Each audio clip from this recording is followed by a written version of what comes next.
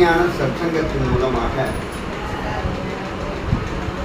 திரு ரெங்கநாதன் ஐயா அவர்களும் ஞானாம்பிகை மேடம் அவர்களின் உந்துதலினாலும் சத்தியமூர்த்தியாகிய நான் இந்த ஆத்மஞான பீடத்தில் இழுக்கப்பட்டேன்.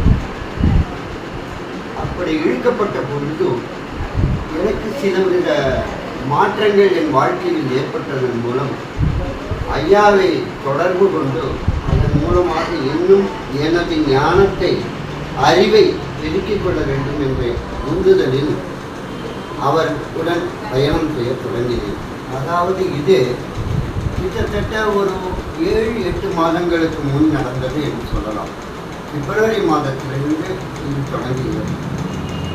அப்படி இருக்கும் பொழுது என் குடும்ப சூழ்நிலையில் சிலவித சிக்கல்கள் ஏற்பட்டு அதில் நான் உழன்று கொண்டிருக்கும் பொழுது ஐயாவிடம் மிகவும் கடுமையாக நடந்து கொண்டேன். அதை பொருட்படுத்தாமல் ஐயா என்ன சொன்னார் என்றால், எல்லாவற்றையும் விட்டுவிட்டு என்னிடம் ஒரு 3 வாரங்கள் வந்து தங்குங்கள், உங்களுடைய மனநிலையை என்னால் சரி செய்ய முடியும். அப்படி சரி செய்ய முடியவில்லை என்றால் நான் இந்த ஞானத்தையே விட்டு ஓடிவிடுகிறேன், நான் இதற்கு லாயக்கில்லை என்று ஊர்ஜிதமாக சொன்னார். ஆனால் என்னுடைய குடும்ப சூழலானது அதற்கு இடம் கொடுக்காமல் இப்படியே இழுத்து கொண்டு போகிறது. அம்மா வாங்கம்மா உட்காரு. அப்படி இருக்கும்பொழுது ஐயா கிட்ட கேட்டேன், ஐயா நான் வந்து 27-28 நான் அங்கே வர்றேன், வந்துட்டு ஒரு 17 தேதி வரைக்கும் நாங்கள் இருக்கேன் ஐயா அப்படின்னு சொல்லிட்டேன் முதல்ல. அதுக்கப்புறமா சிலவித மாற்றங்கள் ஏற்பட்டு சிலவித ஃபைனான்ஷியல் ப்ராப்ளத்தினால கொஞ்சம் இழுக்கப்பட்டு அதையும் தர முடியல. அதனால நான் ஐயா கிட்ட என்ன சொன்னேன்னாக்கா, நான் வர்றேங்க ஐயா, வந்துட்டு உங்களை பார்க்குறேன், என் தங்கை வந்து தேனி பக்கத்தில் வந்து அவங்க வீட்டுக்கு போக வேண்டியது, நான் போயிட்டு அதுக்கப்புறமா வந்து எப்படி பார்த்துக்கிறேன் அப்படின்னு. ஐயா உடனே என்ன சொன்னாருனாக்கா, ஐயா நம்ம நிற்கிறது எதுவும் இல்லை, நாளைக்கு யார் இருக்காங்க காலங்கிறது நம்ம கையில் இல்லை. அதனால் எவ்வளவு சீக்கிரம் உங்களால் முடியுமோ அந்த ஞானத்தை அடையணும் அப்படின்னு சொன்னார். அப்போ எனக்கு மனசில் தோணிச்சு என்னென்னா, சரி இருக்கோமோ இல்லையோ எல்லாருமா சேர்ந்துருக்கோம். அப்போ 30ஆம் தேதி அவருடைய பிறந்த நாள் குறிப்பிட்டதுனால சரி நம்ம 4 பேர் எல்லாருமா சேர்ந்து அவருக்கு ஒரு கெட் டுகெதர் மாதிரி வீட்டில் உள்ளவங்களும் நம்ம அறிமுகமான மாதிரி இருக்கும், அதையாவது செய்வோம் அப்படின்ட்டு ஞானாம்பிகை மேடம்கிட்டையும் இன்னொரு தேவேந்திரன் ஒருத்தர் இருக்கார் இங்கே குளத்தூரில், அவரும் இந்த அம்மாக்கிட்டையும் ஃபோன் பண்ணி கேட்டேன். சரி நம்ம பண்ணலாம் அப்படின்னாங்க. சரி அதன் மூலமாக வந்து ஒரு பர்த்டே மாதிரி ஒரு கேக் வெட்டி இது மாதிரி பண்ணலாங்கிற ஐடியாவில் வந்திருக்கோம். நீங்கள் எல்லோரும் அனுசரித்து வந்ததுக்கு ரொம்ப சந்தோஷம் எனக்கு. அந்த திரு ரெங்கநாதன் அவர்களை நமக்கு ஐயாவுக்கு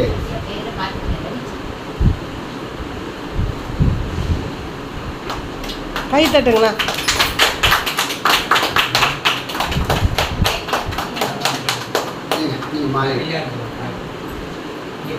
நீங்க போடுங்க. எந்த கிழங்கு நம்ம உட்காந்து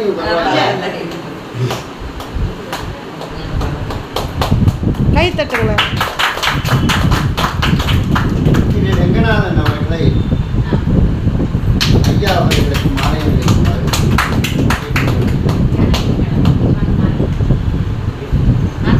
அம்மா நீங்க வாங்க.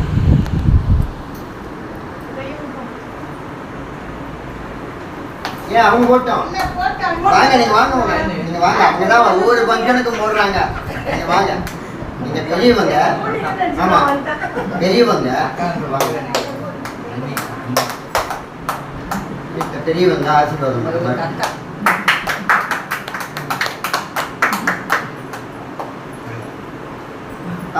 திரு ஞானாம்பிகை மேடம் அவர்களே 2 வார்த்தை பேசி அதிக நேரம் எடுத்துக்கொள்ளாமல் கேக்கை கட் பண்ணணுங்கிறதுக்காக சொல்கிறேன். ஏன்னா கேக் உருகிடும்.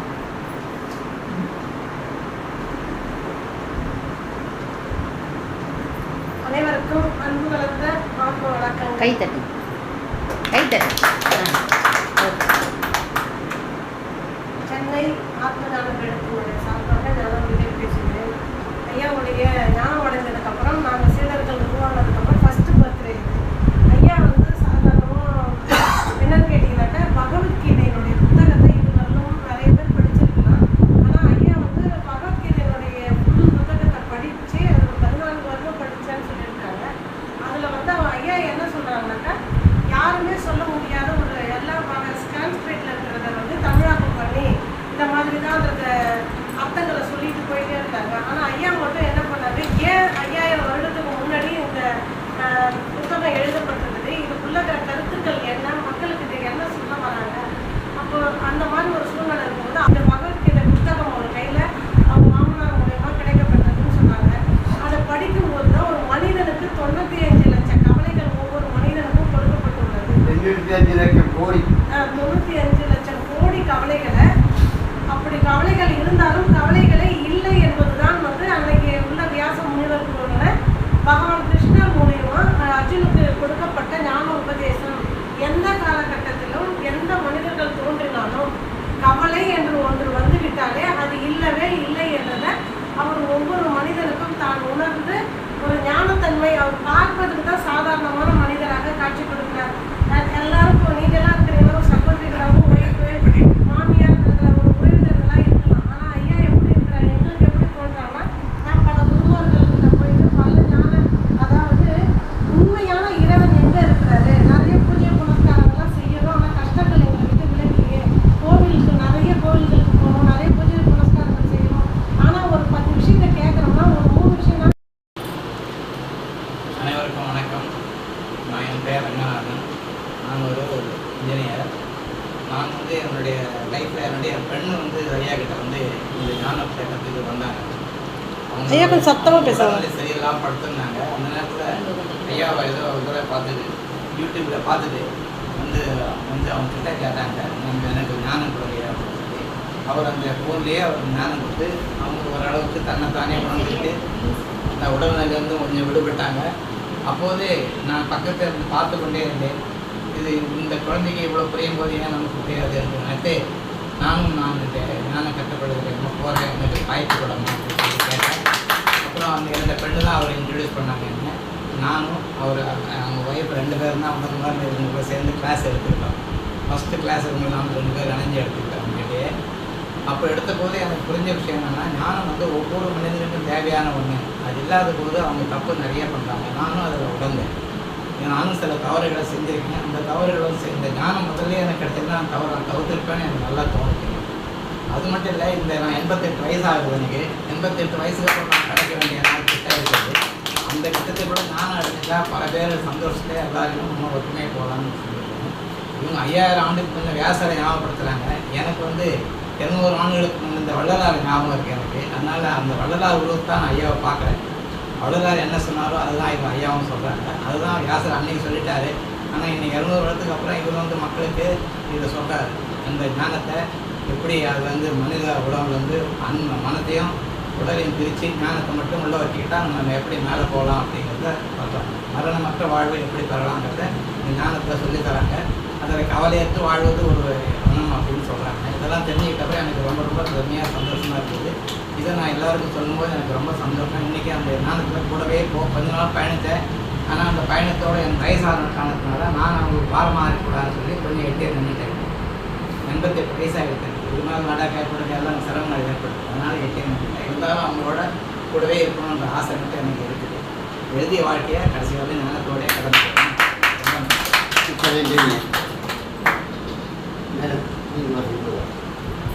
பேசிட்டு அதுக்கப்புறமா நம்ம கேக் பண்ணி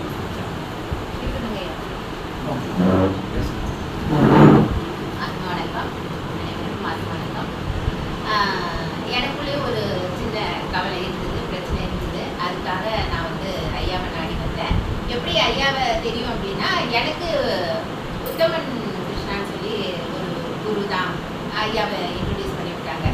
சென்னையில் இருக்காங்க, போய் அந்த பிரச்சனையை நீங்கள் அவங்கக்கிட்ட தீர்த்துக்கலாம். அதே மாதிரி வந்த அன்னைக்கு அந்த பிரச்சனையை ஐயா வந்து தீர்த்துட்டாங்க.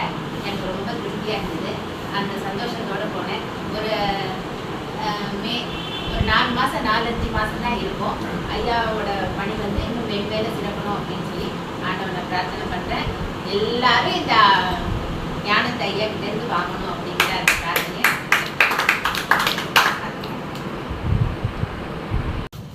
இரு தாத்தாவுக்கு கை தட்டுங்க.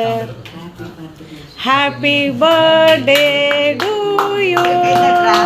பாட்டு பாடுறா. Happy birthday to you.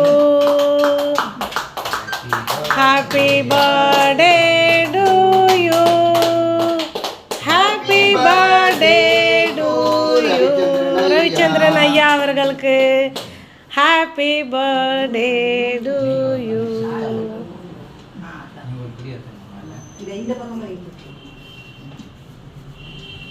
நீ கொடு.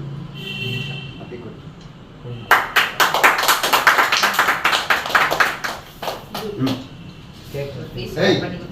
இருவா ஒரு பீஸ் கட் பண்ணி கொடு. அந்த கையில வாங்கடி கண்ணு. பக்கத்துல போய் கட் பண்ணிட்டேன். இந்த பக்கம் இங்க இருந்து வெட்டு மராஜா இங்க வா. சரி ஏதாவது கொடுத்தா அப்போ அந்த பக்கம் தீச்சி விட்டு தாத்தா பேர்ல தீச்சி விட்டு முடிஞ்சல.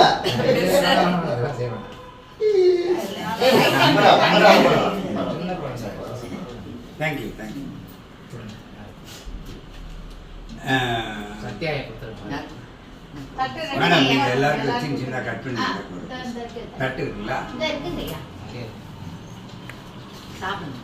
கட் பண்ணி நான் கட் பண்ணி தட்டுங்களா? நீங்க கட் பண்ணி கட்டி சின்ன சின்ன அதே சரியா சரி சாப்பிட்டுருக்கணும் அதையும் கொடுத்தா அப்படியே கிச்சன்ல போய் கட் பண்ணி கொடுங்க. நான் ஃபேன் ஒன்று போட்டு இப்போ ஃபேன் போட்டுருங்க. ஃபேன் கொடு. ஐயா ஃபேன் கொடுங்க. ஐயா அந்த பூவை எடுத்து அவங்க 2 பேருக்கும் போட்டுருங்க. பொக்கேவை கொடுக்கவே இல்லை ஐயாவுக்கும். 2 பேரும் வாங்குங்களேன். கை தட்டுங்க. பொக்கே வாங்கும்போது கை தட்டுங்க. எல்லாரும் கை தட்டுங்க.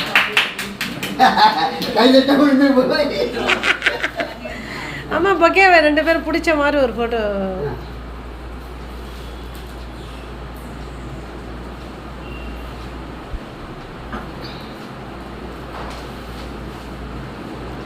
அம்மா கொஞ்சம் கதை நல்லா சிரிங்க. ஆனந்தமாக சிரிங்க. கொஞ்சம் கீழே இறக்குங்களா நீங்கள்?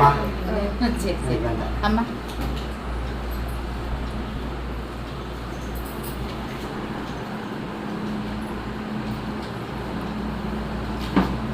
இங்கே உட்காந்துக்குங்கம்மா. அப்படியே உட்காருங்க. உட்காந்தபடியே கொஞ்ச நாள் பிடிங்க. ஏன்னா பொக்கே நல்லா செஞ்சுருக்காங்க. ஐயா ஐயா கொஞ்சம் வைங்க. எனக்கு நல்ல ஓகே ஓகே பிச்சு பிச்சு கொடுத்துருவோம் எல்லாரும். ஆமாம் இதெல்லாம் வந்து வாழ்க்கையில் மிகப்பெரிய ஒரு கொடுப்பனை. நீங்கள் வந்து ஐயாவுக்கு வந்து சாதாரணமாக இருக்கும் பர்த்டே அப்படின்னு நினைக்கிறீங்கல்ல. இல்லைம்மா இந்த ஞானத்தை அடைஞ்சதுக்கப்புறம் ஐயா வந்து மிகப்பெரிய ஒரு